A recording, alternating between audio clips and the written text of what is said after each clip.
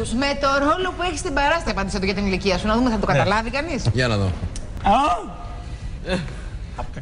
Ναι. Μακακά. Εγώ κάνω. Δεν πάω. Αντί.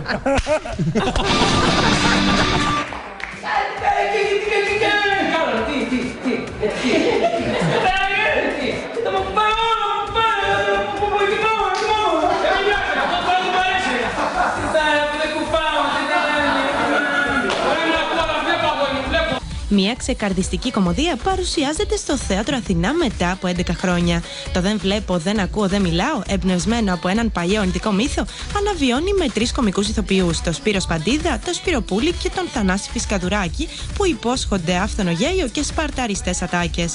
Μαζί τους, στο ρόλο της Ελπίδας, η Δήμητρα Στογιάννη, που έρχεται να ταράξει με την παρουσία της στο σπίτι των Εργένιδων.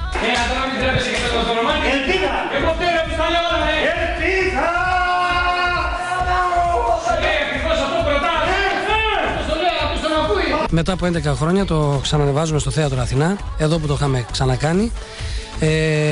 Είχε παιχτεί τότε με μεγάλη επιτυχία, είχε παιχτεί 3 χρονιές. Φέτος αποφασίσαμε να το ξανακάνουμε οι ίδιοι.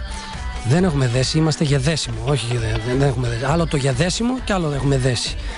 Με το Φισκαδουράκη θέλω να μείνω πια μαζί του, θέλω να κοιμόμαστε και μαζί. Δεν ξέρω, μπορεί και να παρεξηγηθώ σε αυτό που λέω. Και με το Σπαντίδα. Ποιος είναι το πειραχτήριο όμως από εσάς τους 3? Κανένας. Είμαστε πολύ ήσυχοι. Καλά, ανοιχτήρια είμαστε και 3. Είπε κακά πράγματα για το Φισκαδουράκη τώρα. Ναι, μα είναι δυνατόν. Κάτσε. Δηλαδή, ειρωνικά το είπε ότι θα Εδώ το έμενες μαζί καλοκαίρι του. δουλέψαμε, υδρώσαμε. Όχι, είναι. Όχι, δεν υπάρχει ηρωνία σε αυτό. Ναι. Δεν υπάρχει. Μένεις μαζί με το Φισκαδουράκη. Μένεις, πραγματικά. Μένεις έτσι. Μένεις. Πες μου, Σπίθα, πώς ένας κουφός περνάει τις ώρες του μόνος. Έκανα 20 με 25 τηλεφωνήματα. Πού και 30. Εγώ πέω, εγώ το πέω. Αυτό ήταν τοπικά εδώ πέρα. Τι εκνευρίζει ο ένας τον άλλον? Είναι το καμαρίνι του Φισκαδουράκη, που είναι μπουτίκ κανονική ρούχων.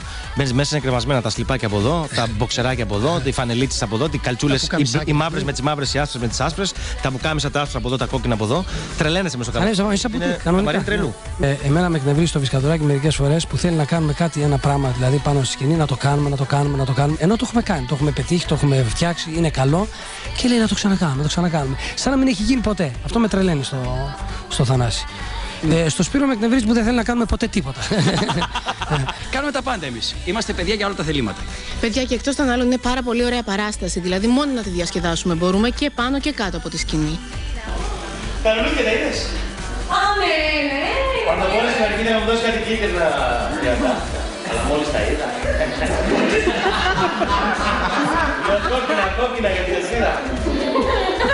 Πότε κεράσαι. Μα πήρα ήδη. Καλημέρα, Ελένη. Γεια σας.